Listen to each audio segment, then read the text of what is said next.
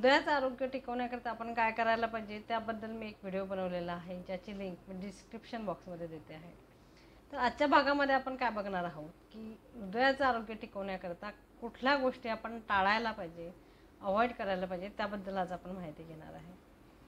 तर त्यातली पहिली गोष्ट ही आहे की आपण डीप फ्राईड फूड जे आहे म्हणजे तळलेले पदार्थ खाणं टाळायला पाहिजे, कारण यामुळे आपल्या शरीरामध्ये बॅड कोलेस्ट्रॉल किंवा कोलेस्ट्रॉल जास्त प्रमाणात वाढतं, जे आपल्या हृदयाच्या कार्यक्षमतेवर परिणाम करतं.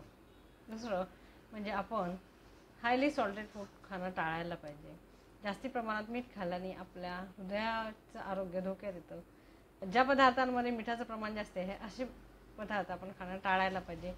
पॅक फूड जे असतात, ज्यामध्ये नमकीन आहे, फरसाण आहे किंवा वेपर्स, कुरकुरे, यामध्ये सॉल्ट जास्त प्रमाणात असते, म्हणून हे पदार्थ आपण टाळणं. त्याचप्रमाणे शुगर स्वीटन फूड जे असतात, ज्यामध्ये साखर जास्त प्रमाणात वापरल्या जाते, जसं की कोल्ड्रिंक, आर्टिफिशियल फ्रूट ज्युसेस, तसंच आईस्क्रीम, केक्स, पेस्ट्रीज, यामध्ये साखर जास्त प्रमाणात असते, क्रीम जास्त प्रमाणात असते. तर हे पदार्थ आपण आपल्या आहारामध्ये घेणं टाळायला पाहिजे. तसं जे लोक नॉनव्हेज खातात त्यांनी रेड मीट आणि प्रोसेस्ड मीट खाणं टाळायला पाहिजे.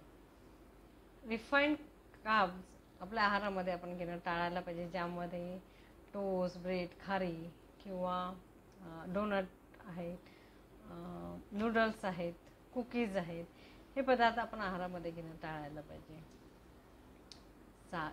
साध्या सरळ भाषेत बोलायचं झालं तर आपल्या आहारातील साखर, मीठ आणि तेल म्हणजे फॅट्स, ते जे पदार्थ आहेत यांचं प्रमाण आपण कमी करायला पाहिजे.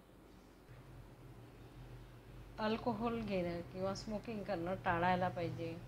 अति प्रमाणात, खूप जास्ती प्रमाणात व्यायाम करणंही आपण टाळायला पाहिजे. आहार घेत असताना तो पोटाला खूप तडस लागेल एवढं खूप पोटभर आहार घेणं टाळायला पाहिजे. तसंच रात्रीचं जेवण खूप उशिरा घेणं किंवा रात्री खूप जास्त हेवी आहार घेणं हे टाळायला पाहिजे, कारण यामुळे पोटाला तडस लागतं, पोट खूप फुगतं आणि लगेचच आपण झोपायला जातो.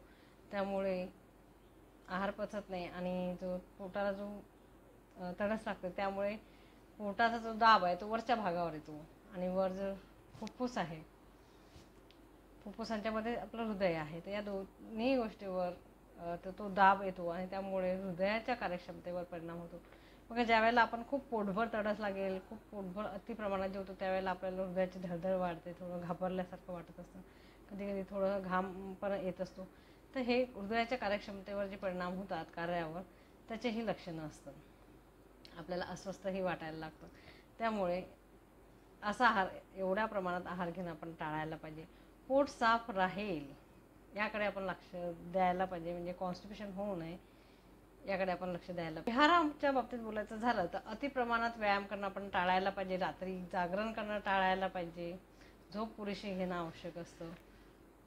त्याचबरोबर जर तुम्ही बैठे काम करत असाल तर घरी आल्यानंतर तुम्ही किंवा सकाळी व्यायाम करणं गरजेचं आहे, ॲक्टिव्ह राहणं गरजेचं आहे. शरीराला आराम देणं आपण टाळायला पाहिजे. शरीर हे ॲक्टिव्ह राहणं गरजेचं असतं. तुम्ही बैठे काम करताय तर जेवण झाल्यावर लगेच एका जागेवर बसू नका, शतपावली करून बसा. ऑफिसमध्ये असाल तर ऑफिसमध्ये एक चक्कर मारून तुम्ही जागेवर बसू शकता. आणि सर्वात महत्त्वाचा फॅक्टर ज्यामुळे आपल्या हृदयाच्या आरोग्यावर परिणाम होतो तो म्हणजे स्ट्रेस. मानसिक ताण घेणं आपण टाळायला पाहिजे. त्याकरिता मेडिटेशन, व्यायाम करणं किंवा आपला छंद जोपासणं यासारखे जर तुम्ही काही प्रयत्न केले तर तुम्ही स्ट्रेस हा आपला कमी करू शकता. तर स्ट्रेस घेणं टाळायचं असेल तर आपण आपले मानसिक जे भाव आहेत त्यातला सत्वगुण वाढवायला पाहिजे. तर सत्वगुण वाढवण्याकरिता आपण जे बघतो, जे वाचतो किंवा काही जे ऐकतो त्याचा परिणाम आपल्या मनावर होत असतो. तर जेव्हा आपण निगेटिव्ह गोष्ट बघत असतो, वाचत असतो, ऐकत असतो, त्यामुळे आपला हा सत्वगुण कमी होत असतो. त्यामुळे चांगल्या गोष्टी वाचा, चांगल्या गोष्टी बघा, चांगल्या गोष्टी ऐका, त्यामुळे आपला मनाचा सत्वगुण वाढेल आणि त्याद्वारे हे जे स्ट्रेस आपल्याला येत असतो त्याच्याशी डील करण्याची आपली क्षमता नक्कीच वाढेल आणि त्याद्वारे हृदयाचं आरोग्य हे टिकवण्यास मदत होईल.